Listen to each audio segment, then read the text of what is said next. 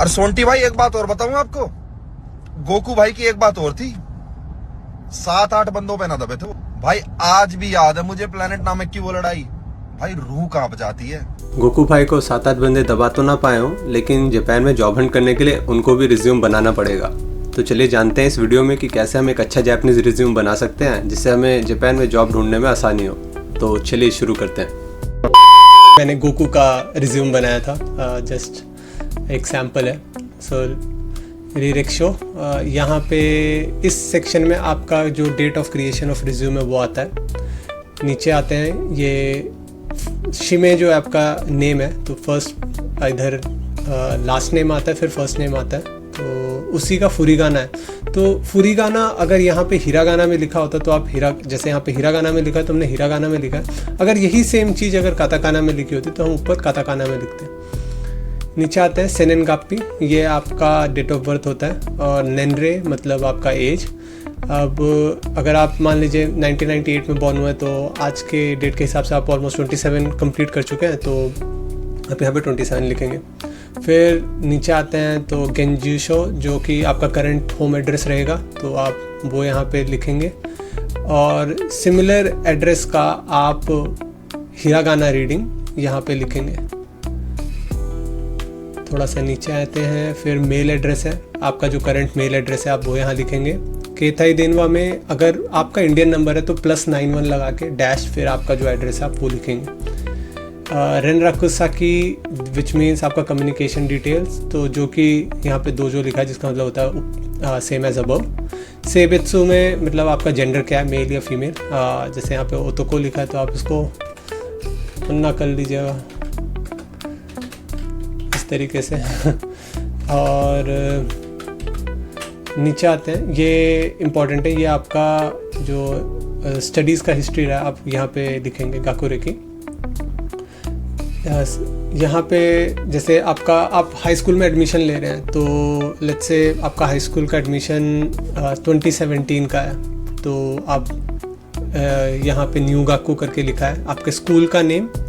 फिर क्योंकि वो हाई स्कूल है तो कोको, न्यू गाकू मतलब आपने एडमिशन लिया।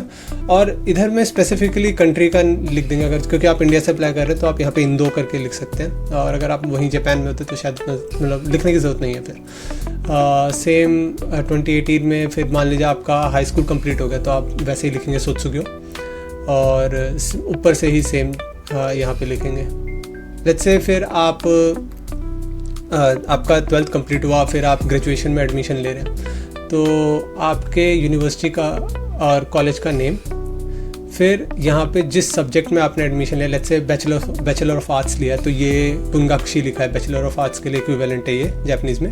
न्यू गाकू मतलब आपने एडमिशन लिया। अब सिमिलरली जब आप वहाँ से ग्रेजुएट करेंगे तो सेम जो ऊपर का टेक्स्ट है एक्सेप्ट ये पार्ट जहाँ पे लिखा है सोत्सुग्यो, ये करके लिख देंगे। मैं मास्टर्स और बैचलर्स दोनों के लिए जो कि पॉपुलर कोर्सेज हैं इंडिया में, उनके जो ट्रांसलेशन है मैं वो डिस्क्रिप्शन में पेस्ट कर दूंगा, तो आप उसको रेफ़र कर सकते हैं। नीचे आते हैं, यहाँ पे आपका शिकाकू और मेंक्यो लिखा है, ये मतलब आपके पास अगर कोई स्पेशल लाइसेंस है या फिर आपके पास कोई स्पेशल सर्टिफिकेट है तो आप उसके बारे में लिखेंगे। तो जैसे कि अगर आपने JLPT क्लियर कर रखा है तो आप वो यहाँ पे मेंशन कर सकते हैं, या फिर अगर आपके पास जापानीज़ ड्राइविंग लाइसेंस है या फिर आपके पास कोई और तरह का सर्टिफिकेशन है, जैसे जावा में भी सर्टिफिकेशन के बहुत सारे एग्ज़ाम्स होते हैं, या फिर SAP का या सेल्सफोर्स का आपका सर्टिफिकेशन है तो वो आप यहाँ पे लिख सकते हैं। फिर नीचे आते हैं तो GCOPR है, यहाँ पे हम अपने बारे में लिखते हैं कि हमारे स्ट्रॉन्ग पॉइंट्स क्या हैं, हमारे मोटिवेशन क्या है और हम किस तरीके से काम को अप्रोच करते हैं। तो आप बेसिकली अपने बारे में यहाँ पे अच्छा लिखते हैं। नीचे आते हैं तो यहाँ पे शिबोदोकी है। शिबोदोकी का मतलब आपका जो motivation for that job, apply क्यों करना चाहते हैं आप उसके बारे में यहाँ लिखते हैं। तो इसके लिए बेस्ट जो वे होगा अप्रोच करने का वो ये होगा कि आप पहले उस कंपनी के वेबसाइट पे जाएं जिस कंपनी के लिए आप अप्लाई करना चाहते हैं, उस कंपनी का बैकग्राउंड समझें और वो किस तरीके का प्रोडक्ट या सर्विस ऑफर करती है कस्टमर्स को वो जाने। फिर आप उसमें क्या कंट्रीब्यूट कर सकते हैं और कंपनी में आप क्या वैल्यू एडिशन कर सकते हैं, आप उसको माइंड में रख के फिर आप यहाँ पे अगर टेक्स्ट लिखेंगे तो वो एक बहुत अच्छा इंप्रेशन देगा, वो आपके लिए बहुत अच्छा होगा।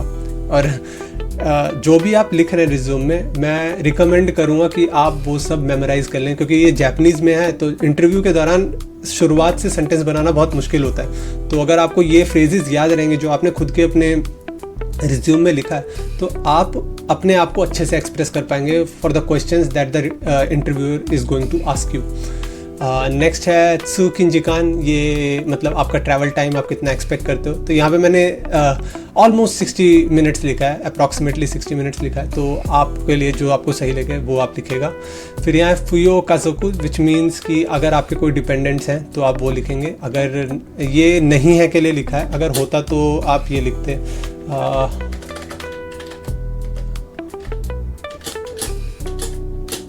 ये कांजी लिखेंगे, आरिका।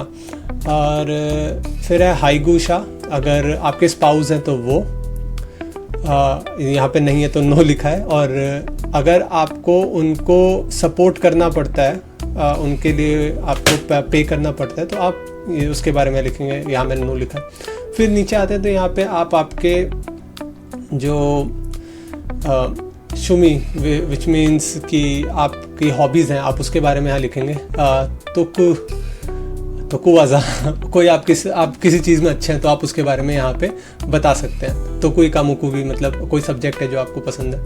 फिर नीचे है होनिन किबो किन्यू रान, मतलब आप क्या कंपनी से एक्सपेक्ट करते हैं। तो यहाँ पे ये लिखा हुआ है कि मैं कंपनी के जो भी रेगुलेशंस है उसको फॉलो करूँगा। यूजुअली लोग यही लिख के छोड़ देते हैं। तो अगर आपका कोई एडिशनल एक्सपेक्टेशन है तो आप वो यहाँ पे लिख सकते हैं, वरना आप इसको ऐसे भी छोड़ सकते हैं। तो ये एक सैम्पल मैंने क्रिएट किया है। मैं ये वाला गोकू का रिज्यूम भी और एक पूरा ब्लैंक रिज्यूम भी अपलोड कर दूंगा ड्राइव पे। और अगर आपके कोई क्वेश्चंस हैं तो आप इस वीडियो के नीचे आप कमेंट कर दीजिएगा, और मैं कोशिश करूँगा कि मैं आपको अच्छे से आंसर कर सकूँ। Likes, so please Sarapakara.